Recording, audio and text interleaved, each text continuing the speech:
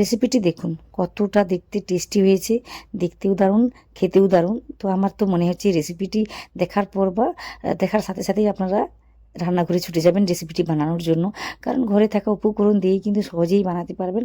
আগে থেকে সেভাবে কিছু প্রস্তুতি নিতে হবে না। ঘরে থাকা মোটামুটি কয়েকটা উপকরণ রয়েছে, ওইগুলো দিয়েই কিন্তু এই রেসিপিটি সহজেই বানাতে পারবেন। বানিয়ে বাচ্চাদের টিফিন থেকে শুরু করে নিজেরাও কিন্তু যখন তখন খেতে পারবেন। ভীষণই টেস্টি এই রেসিপিটি, আশা করি আপনাদের ভালো লাগবে। রেসিপিটি প্রথম থেকে শেষ পর্যন্ত দেখবেন, যদি ভালো লাগে সেটা কমেন্টে জানাবেন, সাথে সাথে ভিডিওতে একটা লাইক দিয়ে চ্যানেলটিকে সাবস্ক্রাইব করে নেবেন। পাশে থাকা যে বেল আইকনটা থাকবে ওটাতে প্রেস করতে ভুলবেন না। তো ওইভাবে আমাকে অবশ্যই সাপোর্ট করবেন। আজকের রেসিপিটি আমি ময়দা আর আটা মিলিয়ে বানিয়েছি। আপনারা চাইলে শুধুমাত্র আটা বা শুধুমাত্র ময়দা দিয়ে বানাতে পারেন। বাচ্চাদের জন্য বানালে কিন্তু আটা দিয়েই বানাবেন, তাহলে একটু হেলদিভাবেই বানানো যায়। তো যে কারণে বলছিলাম। তো এখানে মোটামুটি 3 কাপের মতো আটা আর ময়দা মিশিয়ে নিয়েছি, সাথে দিয়েছি লবণ, তারপর দিয়েছি ঘি। ঘির বদলে কিন্তু তেলও দেওয়া যায়, আজকে আমি ঘি দিচ্ছি 3 চামচের মতোই দিয়েছি। তো এই তেল বা ঘিটা দিলে ভীষণই ক্রিস্পিভাবে জিনিসটা তৈরি হয়, খেতে কিন্তু দুর্দান্ত লাগে। তো যে কারণে দেওয়া। তো একটু ভালোভাবে মিশিয়ে নিচ্ছি। মিশিয়ে নেওয়ার পর আমি জলটাকে মিশিয়ে সুন্দর একটা ডো বানিয়ে নেব। তো আপনারা দেখতে পাবেন আমি কতটা কী পরিমাণ জল মেশাই। অল্প অল্প করে জলটাকে মেশাতে হবে, একসঙ্গে কিন্তু অনেকটা জল দেওয়া যাবে না।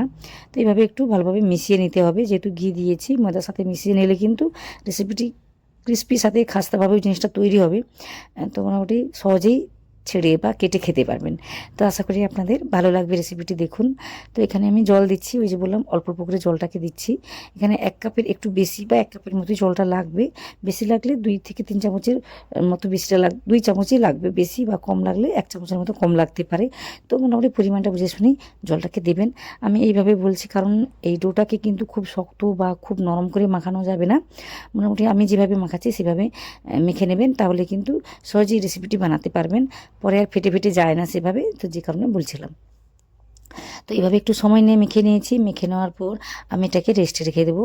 তো তার আগে আমি কী করেছি, একটু ঘি নিয়েছি। ওই যে বললাম এখানে তেলও দেওয়া যেতে পারে, আমার হাতের কাছে ঘিটা আছে যে কারণে আমি ঘিটাকে দিচ্ছি, অল্প করেই দিচ্ছি। দিয়ে ভালোভাবে মেখে রেখে দিচ্ছি। এইভাবে রেখে দিলে উপর দিকটা আর শুকনো শুকনো হয়ে যায় না। তো যে কারণে আমি এইভাবে কাজটি করেছি, বা কি বলবো, সফট থাকে বলতে পারেন। তো এইভাবে লাগিয়ে ঢেকে রেখে দেবেন, ব্যাস হয়ে গেল। তো আমি একটা ঢাকনা দিয়ে ঢেকে রেখে দিচ্ছি। 10 থেকে 15 মিনিট ধরে রেখে দিলেই কিন্তু হয়ে যাবে, বেশি সময় ধরে রাখতে হবে না। তো বেশি সময় ধরে রেখে দিলে কাজটা ভালোভাবে হয়। তো এখানে মাত্র আমি 10 মিনিট ধরে রেখেছিলাম, তাও কিন্তু কাজটি ঠিকঠাক হয়েছে। তো যে কারণে বলছিলাম। তো এখানে আমি কি করেছি, একটা কড়াই নিয়েছি, কড়াইটাকে ভালোভাবে গরম করে নেওয়ার পর একটু তেল দিয়েছি, 1 চামচের মতোই তেলটাকে দিয়েছি। দিয়ে না গোটা জিরে ফোড়নের জন্য দিয়ে আমি কারি পাতা দিয়েছি।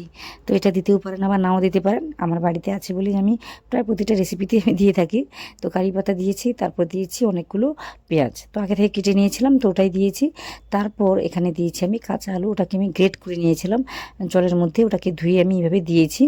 তো আজকে রেসিপিটি দেখুন খুব সহজ করে দেখিয়েছি, অল্প সময়ের মধ্যেই কিন্তু তৈরি করে নিতে পারবেন। তো এখানে আমি লঙ্কাটাকে দিচ্ছি। তো মোটামুটি ঝাল বুঝিয়ে শুনে লঙ্কাটাকে দেবেন। এখানে আমি কাঁচা লঙ্কাটাকে দিয়েছি, তারপরে অল্প করে একটু দিয়েছি আমি হলুদ। তো মোটামুটি এটা দিতেও পারেন আবার নাও দিতে পারেন, আমি কালারের জন্য একটু দিলাম। দিয়ে না সব কিছুকে ভালোভাবে মিশিয়ে নিচ্ছি। আর যেহেতু আমি একদম ছোটো ছোটো করে গ্রেট করে নিয়েছি আলুটাকে, সহজেই কিন্তু সেদ্ধ হয়ে যাবে বা ভাজাটা হয়ে যাবে, আপনারা দেখতে পাবেন। তো এইভাবে একটু সময় নিয়ে নাড়িয়ে চাড়িয়ে নেওয়ার পর এতে আরও কিছু মশলা আমি অ্যাড করবো। তাছাড়া আমি আগে থেকে টমেটোটাকে কেটে রেখেছিলাম, তো ওটা দিতে না আমি ভুলে গেছি। তো এখনই আমি দিয়ে দেবো। তো আগে থেকেও দিতে পারেন, পরেও দিতে পারেন, কারণ টমেটোটা বেশ নরম হয়, সহজে কিন্তু গলে যায়। তো যে কারণে আমি পরে অ্যাড করছি। তো এখানে আমি লবণ দিয়েছি, পরিমাণটা বুঝে শুনে দিতে হবে। তারপর দিয়েছি জিরে গুঁড়ো, ধনে গুঁড়ো, এগুলো কিন্তু সবার বাড়িতেই থাকে। তো বললাম না, খুব সহজেই এই রেসিপিটি বানানো যায়। সবারই বাড়িতে কিন্তু মাঝে মাঝে কোনো না কোনো রেসিপি বেড়ে যায়, আমরা খেতে চাই না। বিশেষ করে কোনো রকম ভাজা বা চচ্চড়ি, ওইগুলো কিন্তু আমরা খেতে চাই না, রেখে দিই। তো এইগুলোকে ফ্রিজের মধ্যে রেখে দিয়ে এই রেসিপিটি যদি বানান, তাহলে কিন্তু সহজেই সবাই খেয়ে নেবে। খেতে কিন্তু দুর্দান্ত লাগে। আমি একবার পাতাকপি চচ্চড়ি দিয়ে বানিয়েছিলাম, বিশ্বাস করুন খেতে কিন্তু দুর্দান্ত হয়েছিল। তো অনেক সময় আলু ভাজা বা কোনো সবজি দিয়ে যখন ভাজাটাকে রান্না করে রাখি, অনেক সময় বেড়ে যায়। তো ওইগুলো দিয়েও এই রেসিপিটি বানাতে পারেন, না সহজেই বানাতে পারবেন। তাছাড়া ডিমটাকে ভেজেও কিন্তু এটাকে বানানো যায়। তো অনেক রকম কথা বলে দিলাম, আপনাদের পছন্দ অনুযায়ী আপনারা কাজটি করে নেবেন। তো দেখুন এইগুলোকে না সহজেই ভেজে নিয়েছি, বা সেদ্ধটা হয়ে গিয়েছে আমি দেখে নিয়েছি। যেহেতু সব কিছুকে আমি ছোটো ছোটো করে কেটে নিয়েছিলাম বা গ্রেট করে নিয়েছিলাম, যে কারণে সহজেই কিন্তু এই রেসিপিটি তৈরি করে নেওয়া যায়। আর কিছুই অ্যাড করলাম না। সবশেষে যদি একটু ধনেপাতা কুচি থাকতো তাহলে ওটা আমি দিতাম, আমার কাছে ছিল না বলে আমি দিইনি। তো এখানে দেখতেই পাচ্ছেন মোটামুটি এটাকে নামিয়ে নিয়েছি, নিয়ে ঠান্ডা করে নেব। তো ওইদিকে মোটামুটি 10 মিনিট হয়েছে এই পুরটাকে বানিয়ে নেওয়ার জন্য যে সময়টা লেগেছে মোটামুটি ওই সময়টা দিয়েই আমি কাজটি করে নিয়েছি। তো দেখতেই পাচ্ছেন অনেকটাই কিন্তু সফট হয়ে গিয়েছে। তো ওই জন্য বলছিলাম মোটামুটি বুঝে শুনে যদি ডোটাকে মেখে নেন তাহলে কিন্তু সেভাবে কিছু অসুবিধা হবে না। তো এইভাবেই ডোটাকে মেখে নিচ্ছি একটু সময় নিয়ে। মেখে নেওয়ার পর দেখাচ্ছি কি করতে হবে। ডোটাকে মেখে নেওয়ার পর এখান থেকে আমি কয়েকটা লেচি তৈরি করে নিচ্ছি। তো বড় ছোট যেভাবে আমি বানাতে চাইছি ঠিক সেটা বুঝে শুনেই আমি লেচিগুলোকে তৈরি করে নিচ্ছি। তো খুব বেশি বড় করে বা খুব বেশি ছোট করে আমি লেচিগুলোকে তৈরি করছি না, দেখে আশা করি বুঝতে পারছেন। তো এইভাবে আমি কাজটি করে নিচ্ছি, তারপর একদম স্মুথ করে লেচিগুলোকে তৈরি করে নিচ্ছি। তারপর দেখাচ্ছি কি করতে হবে। আজকে এই রেসিপিটি দেখুন, খুব সহজভাবেই কিন্তু এই রেসিপিটি বানাতে পারবেন। আর সময় কিন্তু বেশি লাগে না, অল্প সময়ের মধ্যেই এই রেসিপিটি তৈরি করে বাচ্চাদের টিফিনে দিতে পারেন, আপনারা নিজেরাও খেতে পারেন। ভীষণই টেস্টি এই রেসিপি। তো রেসিপিটি দেখছেন, যদি ভালো লাগে সেটা অবশ্যই কমেন্টের মাধ্যমে জানাবেন, সাথে সাথে ভিডিওতে একটা লাইক দেবেন। তাছাড়া আমার চ্যানেলে অনেক রকম রেসিপি আছে, ওইগুলো দেখবেন। যদি কোনো একটা রেসিপি আপনাদের ভালো লাগে সেই রেসিপির নিচে একটা কমেন্ট করে জানাবেন, তাহলে আমার ভীষণই ভালো লাগবে। তো অবশ্যই এই কাজগুলো করবেন। তো এখানে দেখুন আমি একটা লেচি নিয়েছি, তারপরে শুকনো আটা বা ময়দা দিয়ে বেলে নিতে হবে। আমি একটু লম্বাটে করে বেলে নেব। তো দেখুন খুব সহজেই কিন্তু বেলে নেওয়া যায়। তো এইভাবে অবশ্যই বেলে নিতে হবে। নিচে লেগে গেলে একটু শুকনো ময়দা বা আটা দিয়ে বেলে নেওয়া যায়। বারবার আমি কি কোথায় বলছি। তো এইভাবে আমি কাজটি করে নিয়েছি। তো দেখতেই পাচ্ছেন একটা লম্বাটে করে আমি রুটিটাকে বেলে নিয়েছি। বেলে নেওয়ার পর এতে আমি কি করেছি, ওই যে আগে থেকে আমি পুরটাকে বানিয়ে রেখেছিলাম ওটা আমি দেবো। তো ওটা এখন ঠান্ডা হয়ে গিয়েছে, অবশ্যই ঠান্ডা করে নিতে হবে।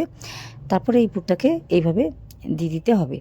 তো আজকে আমি অনেকটাই পুর বানিয়েছিলাম, এই জন্য আমি জানি অনেকটা আমার লাগবে, কারণ আমি লম্বাটে করে বেলে নেব, যে কারণে পুরের পরিমাণ একটু বেশি লাগবে।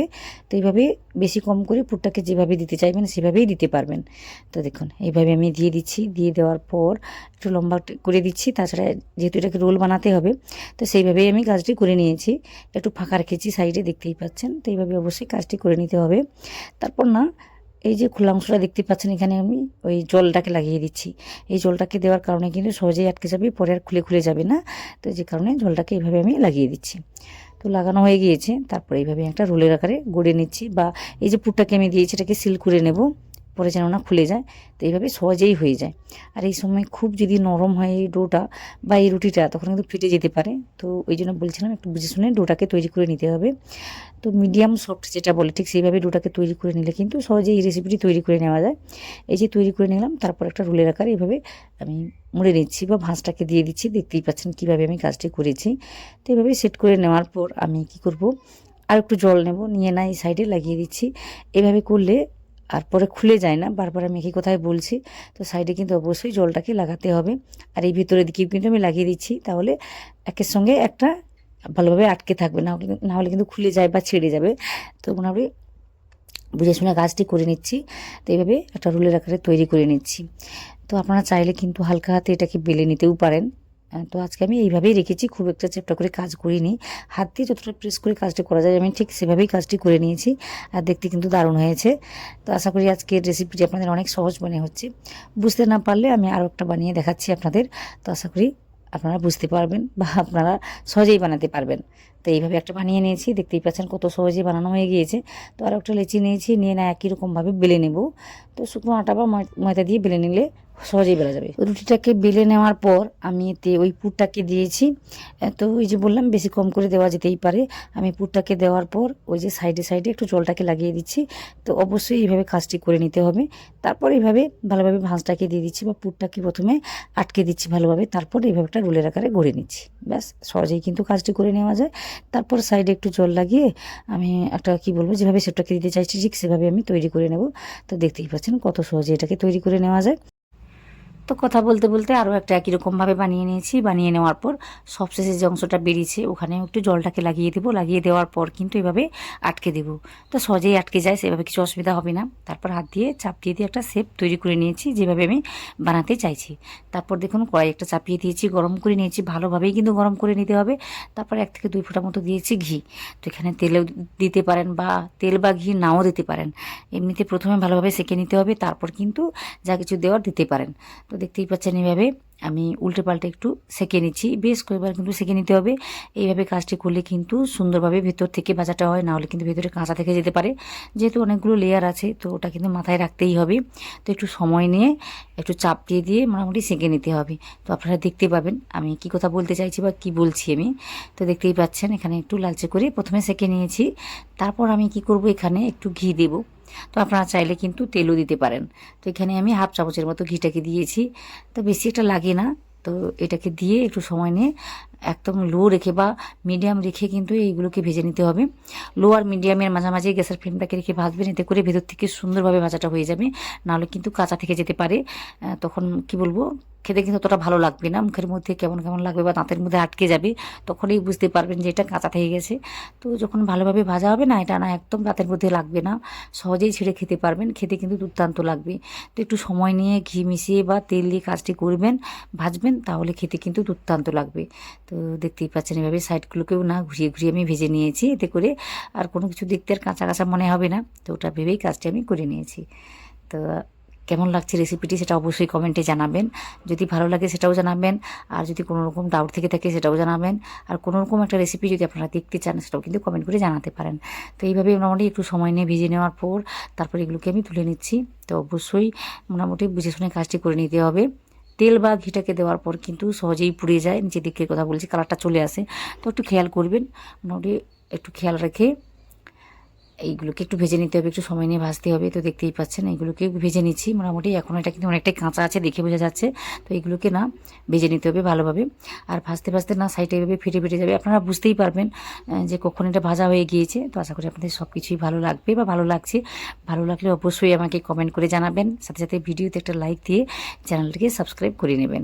আর কোনো রকম রেসিপি দেখতে চাইলে সেটাও কিন্তু কমেন্ট করে জানাতে পারেন।